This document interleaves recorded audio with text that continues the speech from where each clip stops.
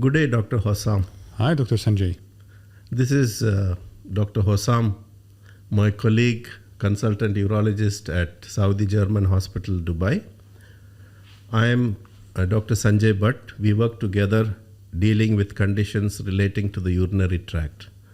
So basically, urology is treatment of diseases involving the kidneys, the passages for urine to come down from the kidneys to the urinary bladder, and where it goes out from the body through the genital system.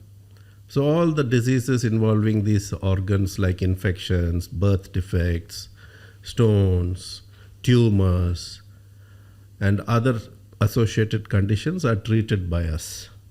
So this is just to give you all an idea what urology is all about. So Hossam, take it away. So Dr. Sanjay, people come to us from time to time and they want to see a nephrologist instead of us, and they've been sent to us by our colleagues.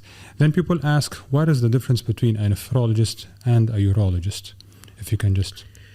Basically, nephrologists deal almost exclusively with medical conditions of the kidney, whereas we deal more often with surgical conditions of the kidney as urologists.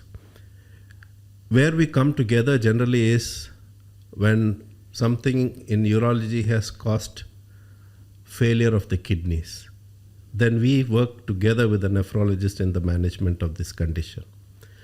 Nephrologists predominantly deal with kidney failure due to kidney disease like glomerulonephritis or long-standing hypertension or long-standing diabetes. And ultimately, they put patients who go into kidney failure onto dialysis. And when the patient needs a kidney transplant, we come into the picture to do the kidney transplant. So basically, that's the difference between urology and nephrology. Dr. Sanjay, over your career, what would you think is the most significant symptom in the urine system, or for patients who come to us, what is the most significant symptom? In my opinion, if anybody sees blood in the urine, that is to be treated with a lot of suspicion and caution and should not be passed away. Anybody who has blood in the urine has to be referred to a urologist. So over your career, you consider that the presence of blood in urine is the most important. Is there any age that is more concerning for a patient? Like if I say a patient is 6-year-old, is it as important as if it's above 50 or above 60? Actually, it is an overall picture that we see with patients. Like when somebody is, say, over 40 or 50 and they have blood in the urine, especially if it's painless, then the first thing that comes to our mind is, does he have cancer of the kidney, which is bleeding, or does he have cancer of the bladder? Whereas if a child comes with blood in the urine, once again, we have to be sure it's not got anything to do with any birth defect in the urinary tract, like some blockage of the passages from the kidney, which first present with blood in the urine. On the other hand, if you get a young woman who says, "Doctor, I have blood in the urine, and I have terrible burning sensation when I pass urine, and I have to go to the toilet every 5-10 minutes, then I'm more relieved. I know that for sure this is going to be a simple urinary tract infection." So when somebody comes with blood in the urine, we look at the age group and we look at the symptom. Is it painful? Is it painless? If it is painless, it's more serious generally. Then you have patients who have blood in the urine and severe pain in the upper part of the abdomen with vomiting, and they come to the emergency rolling in pain. Then that would sort of tell us that, especially in countries like the UAE, where you have a young, healthy population, it is probably a stone in the kidney which is cause for blood in the urine. So any sort of condition of significance, of seriousness, blood is a very, very important sign that you have to deal with it in more detail. I have seen in my career people going with blood in the urine to a general practitioner, and they just say, oh, it's probably an infection. They give them antibiotics, and on its own the bleeding stops and the patient goes away, and 6 months later he comes with again blood in the urine, and then you investigate him and find he has advanced cancer. So I would always suggest to all general practitioners and general public, blood in the urine is a big red flag. You have to see a urologist. Painless, painful, whatever it may be, whatever age it may be. Note taken, doctor. So patient comes with a blood in urine to a GP. It's always better to refer to a urologist. When he comes to us, what's our role? Which investigation should we start with? The first investigation I already mentioned is a very detailed history. We go into the details. Is the patient a smoker? Now, a smoker with blood in the urine, which is painless, generally points to bladder cancer or kidney cancer. Then we ask, is the entire urine blood stained from beginning to end? If it is so, that means the bleeding is coming from the level of the bladder or upwards, where all the blood comes and accumulates in the bladder and mixes up, so the whole urine is blood stained.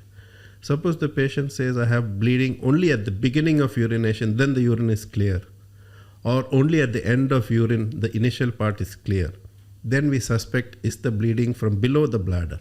Like, is it from the prostate or from the urinary passage through the genitalia? So history taking that way gives us some idea where the bleeding is coming from. As I already said, pain could be an indication whether it's likely to be benign or malignant. Third thing I would ask is, are you passing clots or big pieces of blood in the urine? If the patient says yes, that means he's bleeding significantly, large amounts of blood. Then if he has clots in the urine, we would say, what is the shape of the clot? Is it like a worm? If it's a worm-like clot, that means the bleeding is from the kidney, and as the blood comes down the tube, it clots in the form of a long tube like a worm. Whereas if the patient says it's just shapeless clots, then we suspect it's coming from the urinary bladder. Then I would also ask the patient, are you taking any blood thinners like antiplatelet medication, anticoagulation? Are you bleeding from other parts of your body, like when you brush your teeth, do you bleed?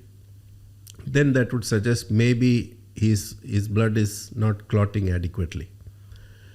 So a detailed history is very important.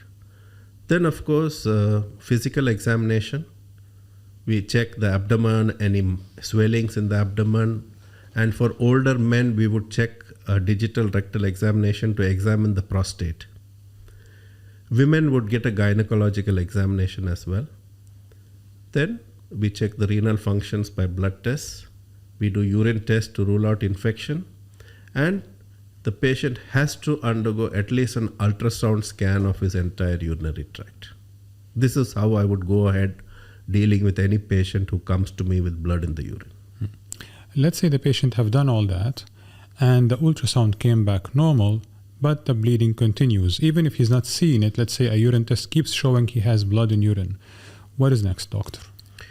We all know that ultrasound is operator dependent.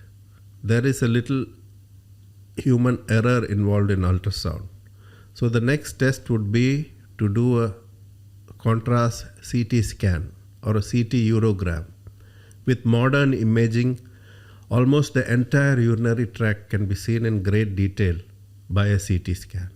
And if the CT scan also comes negative, then the very rare condition, the 1% condition, is the lesion is so small that it cannot be seen even on a CT scan. But still we give it importance and we directly look into the urinary tract.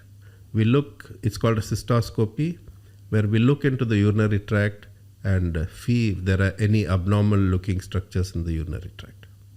So we have done that, the CT is clear, the cystoscopy is clear, and the patient still has a small amount of blood in the urine test. What shall we do now? Yeah, this is something which we call as microscopic hematuria, where you can only see a few RBCs persistently in the urine. After we do these tests, the only thing to do is to diagnose the patient as microscopic hematuria of unknown origin. At least we have ruled out serious major conditions of the urinary tract. And we may also refer the patient at this point to the nephrologist to rule out whether there is any medical condition which causes red blood cells to leak out from the kidneys. Understood. So patient with blood in urine starts with a GP, then the GP should refer to a urologist. Once we exclude all significant illnesses, most significant is among them is cancer, then we refer him to a nephrologist. If the bleeding continues or if the microscopic hematuria continues, then the doctor will take it from there. Understood, Yes. Doctor. Excellent. Thank you.